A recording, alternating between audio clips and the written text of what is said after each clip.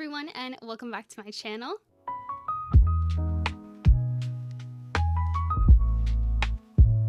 In today's video, I'm going to be sharing with you what is called the traditional cast-off method. If you're curious what casting off means in the knitting world, or also known as bind off, it basically just helps you get your project off of your needles or cables, whatever your stitches are resting on, and it completes your project. So basically, this will close off your project so it will not unravel, which is great when you have a project that you have just finished working on. So this is the traditional cast-off method. It's typically used in the stockinette stitch.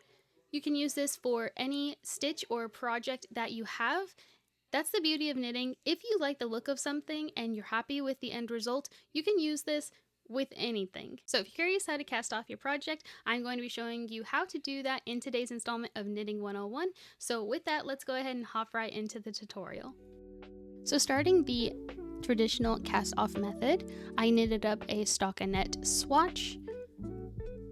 And how to start this cast off method, you want to start on the front facing or the right side of your project.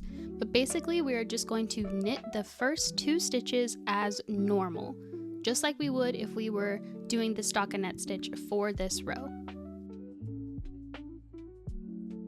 So to start the cast off method, what you want to do is pick up the back stitch on your right needle with your left needle, okay? So going from left to right under the front portion of that stitch and securing both stitches with my fingers, just make it a little easier. We want to pull this stitch over the front stitch, okay? So there we have 1 stitch on our right needle, and push that stitch off of my left needle. So here you can see, again, knitting the next stitch to where I have 2 stitches on my right needle.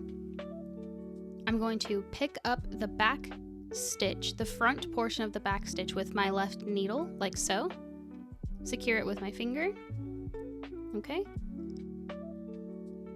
Pulling that off of my right needle, where I have 1 loop on my right needle, and letting go with my left needle. So here you can see the traditional cast off method starting to take form. It is very reminiscent of crocheting to me with the V stitches. Pulling more yarn here, I'm just knitting the next stitch for 2 stitches on my right needle. And again, left needle goes underneath the front portion of the back stitch, just like so. And pulling that off of my right needle and off the left. So my one tip for doing this traditional cast off method is to knit your stitches very loosely. You don't want it to be too tight. You don't want to have too much tension. Otherwise, this stitch will not be super stretchy. It will be very stiff, and that can cause your projects to kind of bow or warp inward, and you'll lose like your gauge. You'll lose a couple of, centimeters on your project. It can look a little smaller, but it also just won't be as stretchy.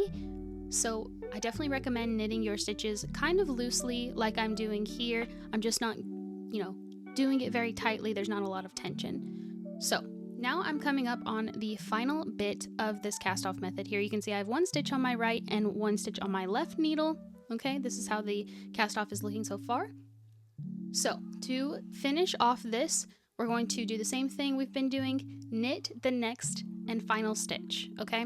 So now I have 2 stitches on my right needle and none on my left, but I'm still going to take my left needle and pull that back stitch over the front stitch. So now we have 1 stitch on our right needle, okay? So to finish off the traditional bind off or cast off method, I'm going to take my scissors and just cut the working yarn. Make sure to leave enough to weave in your ends. And to finish it off, I'm just going to take my needle like so, and what we're going to do is pull upwards on the needle. So basically threading that yarn through the 2 loops that we had, right? Pulling up till the tail is popped out, and give it a pull and it will tighten the last stitch. So this is how the traditional cast off method looks with my stockinettes. As you can see, because I cast it off kind of a looser way than I normally would knit stockinette, it's not bowing, it's you know, pretty stretchy given the circumstances, and it looks very clean.